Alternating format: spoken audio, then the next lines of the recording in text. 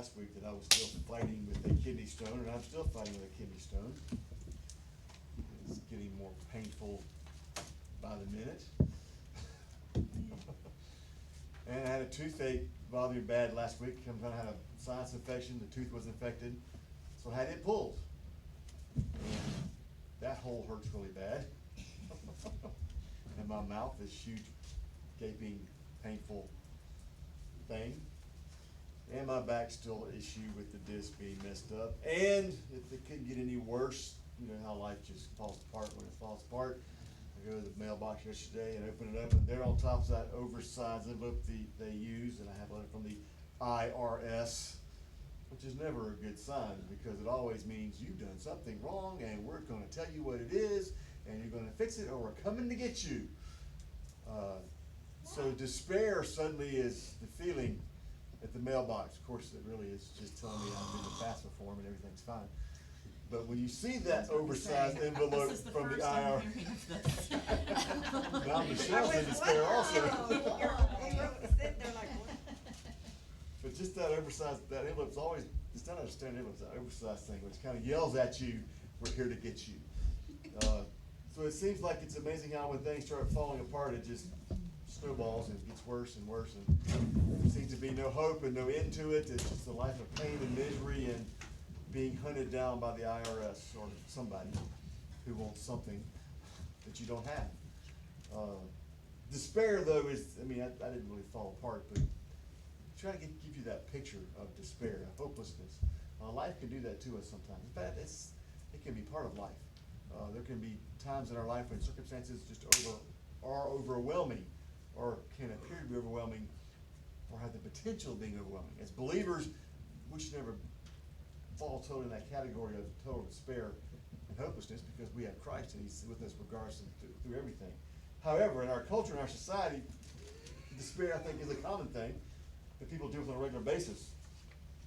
When I was doing all the things I do for this morning, I got on the internet and I Googled the word despair just to see how it's defined and how things are presented on the internet. And I saw that there was a despair.com. I thought, well, I gotta check that out because who knows. So I go to despair.com and their opening statement is, motivational products don't work, but our demotivator products don't work even better. What? This is part of the lesson. And the whole point of despair.com is we're in a society filled with motivational books, speakers, podcasts, all this stuff's out there to motivate us to have that positive feeling. Don't be defeated, don't be despaired, don't be hopeless. And even in our churches we have 7 steps to a better fill in the blank. Marriage, parenting, finances. I mean, that's an ongoing thing in churches, and they want to sell their product as 7, 6, whatever steps to a better or solving whatever. So we very much have a culture of trying to motivate us to not be despaired. But on this site, it's the opposite. In fact, they sell coffee cups and calendars and posters. And I thought I would share some of the sayings they have to emphasize you might as well live in despair because there's no hope. Mistakes. It could be that the purpose of your life is only to serve as a warning to others. Meetings. None of us is as dumb as all of us. Government. If you think the problems we create are bad, just wait until you see our solutions. Consulting. If you're not a part of the solution, there's a good money to be made in prolonging the problem. Adversity. That which does not kill me postpones the inevitable. It's true. Affirmation. Stilling the self-confidence kids will need to carry them through all the failure they'll experience because they weren't taught competence instead. I kind of like that one. Believe in yourself because the rest of us think you're an idiot. And one more, change. Politicians are like diapers. They need to be changed often and for the same reason.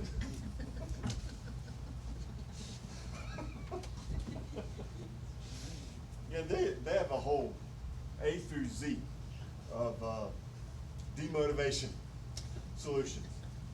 Despair. Again, I think despair is a part of life. And by all means, make fun of it if you can, because there'll be moments when it seems everything falls apart. It could be a death in the family, death of someone very important to us. It could be your boss walks in and says, today's your last day. In fact, this very minute, your last minute, goodbye. How do we pay the bills? How do I feed my family? How do I survive? There are events that happen in life that can leave us completely in shock and overwhelmed, because the initial response we're going to have is, what do I do? I have no one to turn to. How do I get out of this? How do I solve this? It could be the doctor saying, you've got stage 5 cancer, you've got 5 years left to live. And there are moments in life that can be very, very despairing. Very much leaves us with a sense of hopelessness, and I've got no hope whatsoever. Well, that is Saul in chapter 28 of 1 Samuel. He has reached a point of despair and hopelessness. He has nowhere to turn. I'm going to start reading in verse 1. However, we won't discuss verse 1 and 2 until next Sunday, but it helps create the setting for it. So verses 1 through 7. Now it came about in those days that the Philistines gathered their armed camps for war to fight against Israel. And Achish said to David, know assuredly that you will go out with me in the camp, you and your men. David said to Achish, very well, you shall know what your servant can do. So Achish said to David, very well, I will make you my bodyguard for life. Now Samuel was dead, and all Israel had lamented him and buried him in Ramah, his own city. And Saul had removed from the land those who were mediums and spiritists. So the Philistines gathered together and came and camped in Shunammim. And Saul gathered all Israel together and camped in Gilboa. When Saul saw the camp of the Philistines, he was afraid and his heart trembled greatly. When Saul inquired of the Lord did not answer him either by dreams or by Urim or by prophets. Then Saul said to his servants, seek for me a woman who is a medium, that I may go to her and inquire of her. And his servants said to him, behold, there is a woman who is a medium at Endor. So the setting is, the Philistines have invaded. Now, previously Saul was chasing David, and he left chasing David because the Philistines had raided parts of Israel. This is not a raid. A raid's at harvest time, the time of shearing, whatever, where you have your crops in abundance on hand. The Philistines would raid and take what you have laying around on the threshing floor before you could get it stored away. This is not a raid. This is a full-scale, all-out invasion. All 5 of the Philistine lords have banded together, and they are coming to invade Israel and subdue Israel and make them their servants for life.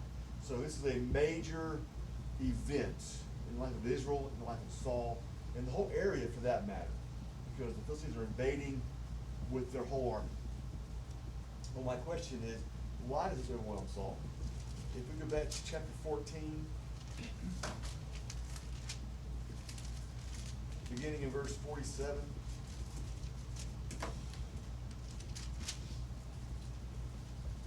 Now when Saul had taken the kingdom over Israel, he fought against all the enemies on every side, against Moab, the sons of Ammon, Edom, the kings of Zobah, and the Philistines. And wherever he turned, he inflicted punishment. He acted valiantly and defeated the Amalekites and delivered Israel from the hands of those who plundered them. In chapter 14, Saul is waging war victoriously on all sides. This is before David's there fighting with him. That's important because David never lost a battle. He always wins, and wins handedly when he goes out. This is without David being there, that Saul is winning wherever he goes and defeating the enemies of Israel. So why in chapter 28 does Saul see a Philistine army, and is he afraid? Now you look at all of Saul's life as we've been doing, he has moments of strength and confidence and victory. He has moments of, oh my, what am I going to do? Goliath's one of those moments with the Philistine armies. He was afraid, did nothing. So here, again, Saul is afraid. But I ask again the why is that the case? In chapter 23, Saul is chasing David. Verse 27, but a messenger came to Saul saying, hurry and come, for the Philistines have made a raid in the land. So Saul returned from pursuing David and went to meet the Philistines. Therefore they called that place the Rock of Escape. Again, Saul had no problem turning from seeking David and going and attacking the Philistines. He has moments of great boldness and confidence, and he has moments of total, complete desperation. I can't do this. I'm overwhelmed. I'm doomed. And chapter 28 is one of these doomed events for Saul. So how can a man who has had such great success now turn around and be totally in despair? It is the size of the Philistine army. If all five lords are out to get the Israelites, it's probably more numerous than you can count. The chariots, the cavalry, the infantry, it's a bunch of people coming against Israel.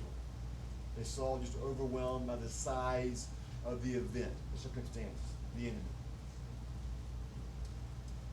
I think that may have something to do with it, but I think the key to understanding Saul's fear is verse 3. Now Samuel was dead. We never see Saul connect personally with God in the text. We never see Saul having a really good conversation with God or seeking God in the text. Saul always deferred to Samuel. As long as Samuel was alive, Saul deferred to Samuel. Samuel's presence meant God was with him and Saul would be victorious. Now I say that acknowledging that way back in chapter 15, when Saul disobeyed God and did not kill the Amalekites, all of them, Samuel left him and never saw him again.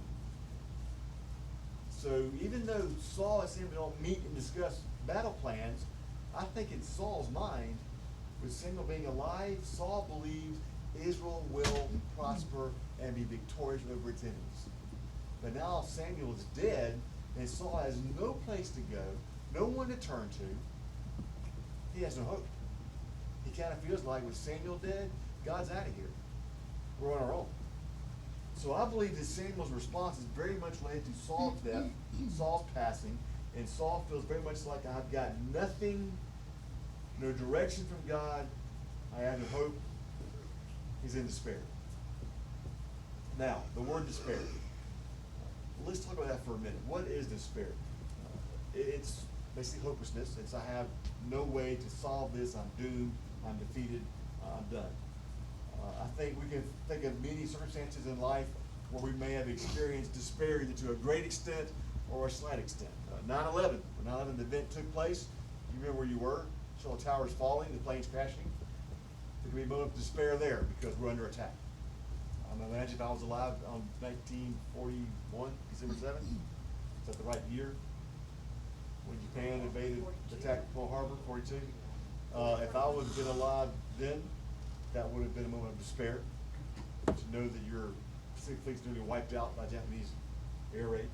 There are events in life that can lead to despair. Politics. Remember when Trump was elected, a friend of mine, I saw her the next day picking up our kids at school, and she was in despair because Trump had won, and what are we going to do now? It's all over. And if Clinton won, I might have been in despair. What we're going to do now, it's all over because Clinton won. But politics, especially nowadays, become very much like sports. You have your team that you're loyal to, and everybody else can drop dead and go to hell for all you care. All that matters is your side, your ideology, your beliefs. We see that in politics. I mean, we see lies promoted as truth on both sides. But if your side's losing, that could be something that leads to despair or hopelessness. We have no future, we have no hope. Maybe crime. You see crime going on throughout the world, throughout your city, your neighborhood. A relationship falls apart in your life. That may lead to despair or hopelessness, especially if it's someone very, very close, a spouse, a parent, or a child. Employment issues can lead to despair, hopelessness. But again, you have someone say to you, it's over, it's done, we're closing up, you're now unemployed, that can be scary. Most folks live from paycheck to paycheck. At best, they have one in the bank they can live off of for 2 weeks, but most folks don't have reserves. So if the job's gone, the income's gone, and there's no hope for paying the bills, buying groceries, paying the light bill. So if we think about it, there are many things in life we can think about that can lead us to a moment of despair. And I want us to try and get into that feeling, if you can. Think about times when you did have chaos, despair, hopelessness, and what happens in your heart, in your mind, emotionally what happens. I think the main thing is despair, to me, is panic. I panic, oh no, what am I going to do? And I begin doing something to fix it, find a job or whatever needs to be done. That's part of what happens when we get in despair. The effects of despair, the text kind of gives us a good idea of what happens. Verse 5, when Saul saw the camp of the Philistines, he was afraid and his heart trembled greatly. I think fear is a great example of what happens when we find ourselves in despair. We fear for our life, loss of the relationship, loss of a job, whatever. We fear for how do we carry on. What do we do next? And for Saul, it's very much like this army is overwhelming. Samuel is dead. He's terrified. What do I do? There's no hope here. Trembling. I like that term. His heart, he trembled in his heart. The idea being that he is so afraid he can't function. That idea of trembling is, if you're trembling, you can't function. You can't do anything. You're totally wiped out, if you will. You're immobilized by the fear. And that's Saul. Feel sorry for Saul because God chose him. Saul never sought to be king. God put him there. God put him in his position. Now God did all God could do to draw Saul to God. But Saul is now without Samuel. He has nothing to lean on. He is without hope. And that's what despair can do to us when we definitely don't have God in us. Verse 6. When Saul inquired of the Lord did not answer him either by dreams or by Urim or by prophets. And there's three lists there. That's how God did speak in the Old Testament, oftentimes through dreams. They would cast the Urim for an answer with the priest, and of course the prophets would come and say, "Thus saith the Lord." What Saul does in verse 6, I think, though, is not so much seek God's direction as it is he seeks a religious solution to the problem. Because in the religion of Jews, those three things are what happens when God speaks oftentimes. So they would have that religious connotation to them. Saul seeks a religious solution to the problem. He seeks to have a dream. He seeks the Urim and Thummim to be cast out, tell him what to do. He seeks a prophet to come tell him what's God's word for us to do. He seeks a religious idea, a religious solution. I say that because in our culture today, when you are hit with despair and circumstances that cause despair, religion often is thrown in our face as an answer, a solution. Well, if you will keep these 7 whatever principles, if you don't break the 10 commandments, if you will do this 9 times or whatever, then things will be taken care of. We're often received from the outside world a religious solution that has no real basis in the Bible whatsoever. So Saul, I think, does that. I think oftentimes we have the option to pursue a religious solution. I haven't been to church a couple of weeks. If I go back to church, I'll get well. And I've heard that before. So people respond as a religious solution for what's going on. Saul comes to the point where he believes the only way I can connect with God is through Samuel. So Saul personally does not know how to connect with God. And that is a red flag for me, because Saul, I think, believed that God was God and there is no other. I think Saul worshiped God as the one and only God and there is no other. I think Saul was obedient to God when he said, "Yes, Lord, I'll be king." Again, Saul didn't pursue being king. He didn't want to be king. He said yes to God's call to being king. Saul is doing many things to be in the right step of being a believer. I think he is a believer, but he doesn't know how to connect to God. Keep that in the back of your mind. Do you know how to connect to God? If you have been going to this church for more than 2 weeks, you have been instructed on the most important thing in your life is an intimate personal relationship with God, where you spend time with Him, communicating with him. I think if you go here enough, you have pursued knowing God, and you know how to connect with God. That's the key. Saul believed, and I think Saul obeyed, but he never either put forth the effort or figured out how to connect spiritually with God, so he couldn't do it. For that reason, when the circumstance hits, Saul is in despair. And for that reason, I will say there is no despair, no hopelessness when one knows how to connect with God, to talk with God, listen with God. When we know God, nothing will cause us despair or hopelessness. Now again, when an event hits the fan, that immediate moment, we may have a sense of anxiety or worry or panic or despair, but it doesn't take the Holy Spirit long to say, hello, I got this. It's okay. Calm down. That's been my experience. If it ever does get to where I get anxious about it or panic, God's always quick to be knocking on my skull saying, wait a minute, we got this. Don't worry. We got this. So for a believer, again, there should never be despair in our life, hopelessness in our life, because Jesus is in our life, and he's got whatever it is that's going on. So despair leads Saul to sin. Verse 7. Then Saul said to his servants, seek for me a woman who is a medium, that I may go to her and inquire of her. And his servant said to him, behold, this woman who is a medium in Endor. So because of Saul's despair and inability to connect with God, Saul seeks help from the dark side. So Saul crosses over to the dark side. And the fact is, if I seek God and think I don't find help, and I'm in enough despair and hopelessness, I will seek help from somebody. And Saul does. And Saul seeks it from the dark side, a medium to raise the dead. Anything other than God is Satan. If I seek help from any place, any source other than Jesus, my relationship with him, God the Father, then I'm pursuing satanic help. And so Saul is doing that by seeking the medium. Well, think for a minute. Does our world provide false substitutes for God? Well, yeah, absolutely. Religion, to me, the whole religious system is a false hope for people to run to rather than God. And oftentimes, again, 10 steps to overcoming can be a false substitute for running to God. Mind-altering substances, if it's alcohol, opioids, whatever, is a substitute for running to God. You know, I am in despair, I can't handle this, so I'll just get a little buzz in my head and not worry about it.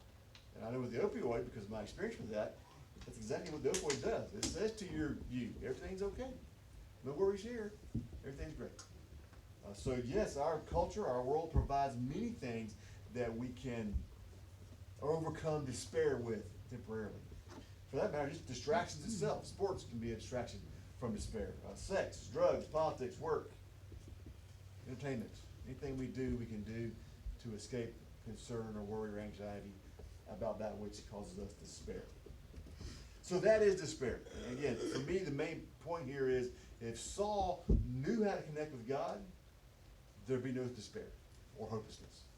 And so for you and I, whatever God allows to enter our life, enter our world, we do not respond with despair or hopelessness because we know how to connect with the Father through the Son, Jesus.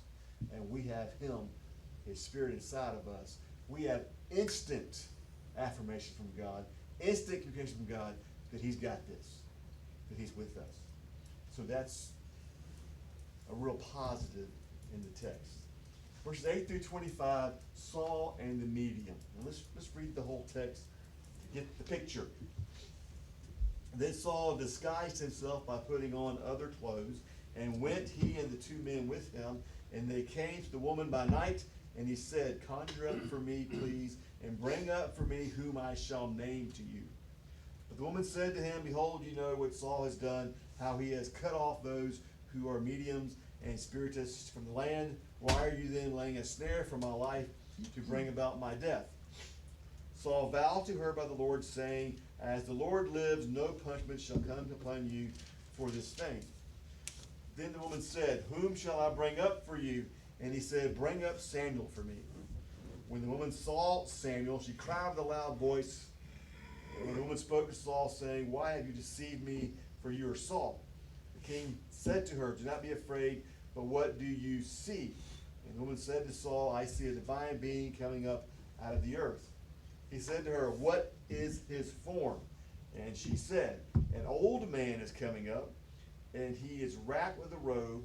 And Saul knew that it was Samuel, and he bowed with his face to the ground and did homage.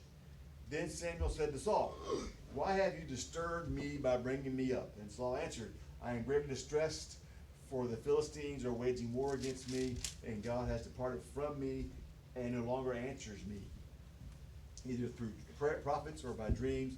Therefore I have called you, that you may make known to me what I should do." Samuel said, "Why then do you ask me, since the Lord has departed from you and has become your adversary? The Lord has done according as he spoke through me, for the Lord has torn the kingdom out of your hand and given it to your neighbor David. As you did not obey the Lord and did not execute his fierce wrath on Amalek, so the Lord has done this thing to you this day. Moreover, the Lord will also give over Israel along with you into the hands of the Philistines. Therefore tomorrow you and your sons will be with me. Indeed, the Lord will give over the army of Israel into the hands of the Philistines." Then Saul immediately fell full length upon the ground and was very afraid because of the words of Samuel. Also there was no strength in him, for he had not eaten no food all day and all night. The woman came to Saul and saw that he was terrified, and said to him, "Behold, your maidservant has obeyed you, and I have taken my life in my hand, and have listened to your words which you spoke to me. So now also, please listen to the voice of your maidservant, and let me set a piece of bread before you, that you may eat and have strength when you go on your way." But he refused and said, "I will not eat." However, his servants together with the woman urged him, and he listened to them. So he arose from the ground and sat on the bed. The woman had a fattened calf in the house, and she quickly slaughtered it, and took flour, kneaded it, and baked unleavened bread from it. She brought it before Saul and his servants, and they ate. They arose, and they went away that night. The setting, verses 8 through 19, is Saul goes to see the medium. It's a very interesting story, because the medium, their way they present themselves is, "I can speak to the dead for you." The idea is, you tell her who you want to contact, she does her show, and then she says, "The dead is here in the room with us." Of course, I can't see the dead person, only the medium sees the dead person, and then the medium has the conversation with you and the dead person back and forth. The thing is, that is impossible.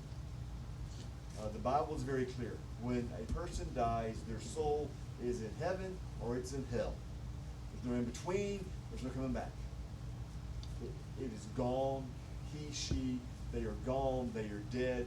No one can reach the dead to speak to the dead. I've had people tell me about my dead husband came back to me in a vision, and I saw him, and he encouraged me that all was well and to carry on. And you know what? You may have had that vision, and maybe that God gave you that vision to encourage you, to comfort you, but you didn't see your dead husband. Okay? He did not come back and hang in that tree and talk to you. What you saw can be emotionally produced, subconsciously produced, and I'll go so far as to say even God produced, to affirm and comfort and encourage one of his children who are hurting. But the fact is, there's no such thing as ghosts. The safest place on the planet is a cemetery, because everybody there is dead and done. It's over with. So this woman is going to bring up the ghost of Samuel so we can talk with Samuel. Well, when Samuel shows up, what does she do? She cries out with a loud voice, because for the first time in her career as a medium, a dead person showed up. And she didn't know what to do. She was terrified. She's overwhelmed. She realizes what's going on. That's Samuel coming out of the ground, and that's Saul. So yeah, she's full of fear, because for the first time ever, it actually happened. So again, I want to emphasize there's no such thing as ghosts. When a person is dead, they're gone. They don't hang around to make things right. They don't hang around to watch over you or haunt you. Samuel speaks. Note that Saul's not afraid, but he sees Samuel. In fact, Saul's downright happy. Hallelujah, Samuel's here. I'm free, I'm saved. Everything's going to be all right now. Saul is desperate for help. He is in such despair and hopelessness. So Saul doesn't have any fear here. Verse 15, Samuel said to Saul, "Why have you disturbed me by bringing me up?" And Saul answered, "I'm greatly distressed, for the Philistines are waging war against me, and God has departed from me." Saul acknowledged that God has departed from him. Now, I point that out because for God to depart from me means that at some point God was with me. So at some point Saul and God had connected, and Saul experienced the presence of God. And now God has removed his presence from Saul. Now, unlike you and me, post-resurrection of Jesus, God lives inside of us. We know that.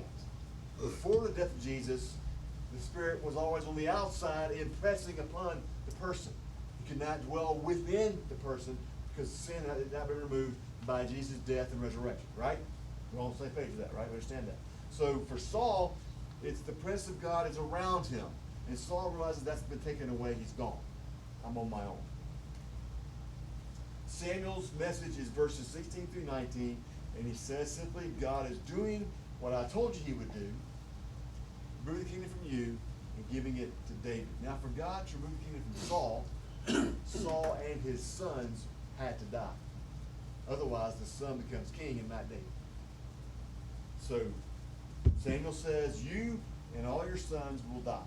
God should remove the kingdom from you and giving it to David. So Samuel's message to Saul is, your time has come. The kingdom's come to an end. And he says, tomorrow you will be with me. Now that is interesting to me. Because where is Samuel? In Sheol. Right? We define Sheol, the place of the dead, before Christ's death and resurrection. After Christ's death and resurrection, after his death, he goes to Sheol and brings the righteous out. They're in heaven now. We die now, we go to heaven. In the Old Testament, you die, you go to Sheol. And Jesus describes Sheol with Lazarus the rich man. The rich man goes to the hell part. Lazarus goes to Abraham's bosom part. As you can see, divided, place of the dead. One in torment, one not. So Samuel goes to, if you will, Abraham's bosom in Sheol, place of the dead. And Samuel says to Saul, today or tomorrow, you'll be with me, and your sons will be with me where I am. So my question then is Saul, Jonathan, who we know is a godly man and following God, when they die, they go to Sheol. Are they in Sheol with Samuel? Meaning they're in hell and he's in heaven, Sheol? Or are they literally with Samuel on the positive, righteous side of Sheol? And that is my question here and my thought process here, because the whole study of Saul has been, how can this man know God and do what he does? And here in the end, Samuel says to Saul, you will join me in Sheol. Well, there's no doubt in my mind, Samuel is with Abraham, the righteous side of Sheol. So that means Saul, I think, also went to the righteous side of Sheol. So now we got to re-look at everything here with Saul. Because in the beginning, Saul is on an estate. His parents have some money. They do well. He meets Samuel. Samuel tells him who he is, what God's going to do, that God's chosen him to be king. Samuel makes Saul king. Saul doesn't want to be king, but he submits to God's call in his life to be king, and he becomes king. And overall, doesn't do a bad job as king. He's victorious to defend Israel on all sides. So Saul never is accused of worshiping false gods, never has idols or pagan gods. He does tell Samuel, your God rather than our God, which is kind of odd. But isn't it your God too, Saul? But if you look at Saul's whole life, he obeys God except for one thing, Ahimelech. And he serves God and worships God and trusts God through Samuel. Because that's all Saul knows about knowing God is through Samuel. So overall, we see a man who worships God and God alone, does have some trust in God, never denies God, but does sin. And I believe, based on Samuel's words, is now going to be with Samuel in Shiloh. And that is important to me because many people, I think, acknowledge God as God, believe God as God, ask God into their life, surrender to God, but never embrace Him in a personal, intimate relationship. It's more of a formal, this is what we're supposed to do. They believe in God, they know He's God, but they never pursue that really close bond with God. Are they lost for not doing that? And based on Saul, we'll say, no, they're not lost. They're missing the vast majority of what Christianity is, I think, and walking with God. You know, David walked with God, but David was an awful sinner. Saul never killed his neighbor and raped his wife. David did. But yet David's seen as the man after God's own heart, because David truly knew how to connect and pursue God. So for me, the picture in the end of Saul's life as it comes to an end is that yes, Saul did believe in God. Not just acknowledge he was there like the enemy, like Satan does. He believed in God and obeyed. Except for one time. But that one time, actually as many times, because he sought to be approved by man instead of God. So in the end, that gives me hope for many folks who I witness to and share with and maybe even nag to pursue their relationship with God. They are believers. They are Christians. They have surrendered life to Him. But they're having that difficulty with that connecting, if you will. So I think Saul did in his own way connect. Otherwise, Samuel would not say, you'll be with me tomorrow. He probably would have said, you'll be in hell tomorrow. You'll be in Sheol tomorrow, wherever. Saul responds. He's devastated. He's overcome. He's overwhelmed. He understands what Samuel's saying. And he knows that tomorrow he'll be dead, along with his sons. So, and we'll get to that in a week or two when we get to the battle and Saul's killed. So I end with, I'm no different than Saul in that I'm human. I'm a sinner. I make mistakes. But I think I'm more like David in that I really want to connect with God. I want to experience the reality of God's love and God's presence in my life right now. And I think the New Testament emphasizes that we are to have that Holy Spirit in our heart, inside of us, and we are to connect with Him, pursue Him, and seek Him in a relationship. And if we do not, well, I still wonder, can I be saved and not want to pursue that? But if we do not, we miss so much of the love and the joy and the peace and the comfort that God gives to His children who walk with Him.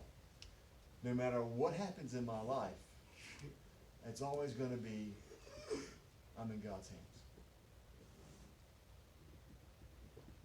And there's no worry there. There's no anxiety there. I may get sad if it means I'm going to die in 3 days, or whatever. I may get sad because I have to drive now because we're bankrupt, whatever. I mean, there's going to be a human response. But overall, my response is, well, I belong to God. This is His concern. It's His problem. It's His worry. He'll take care of me as He said He would. And if my circumstance because of my sin, He'll convict me, and I'll see that, and I'll repent. And if I repent and still have to live with the consequences, then so be it. I still belong to God. I'm still with Him. I trust Him.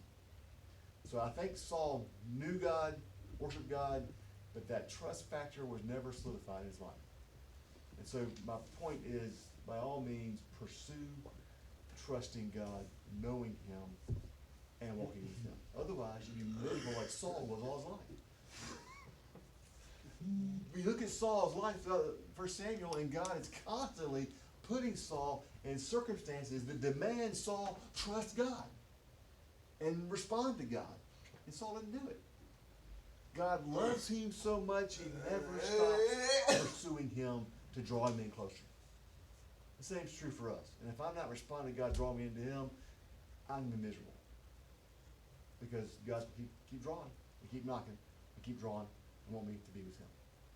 So I encourage us to seek that personal relationship with God. That is what Christ died for. And in heaven, that's what it's going to be. We could have heaven now if we will seek him, to know him now, and walk with him now. Let's pray.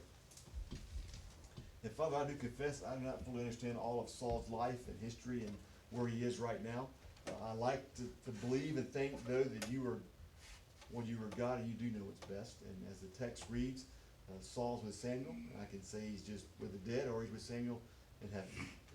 And I pray, Father, you will open our eyes and convict us and affirm us in our walk with you. That if we're just doing what needs to be done because you are God, open our eyes to the reality there's so much more for us if we will pursue that relationship with you, to know you and experience you and walk with you, and do more than just be a believer, but be a believer who totally trusts you and experiences you. In Jesus' name we pray. Amen.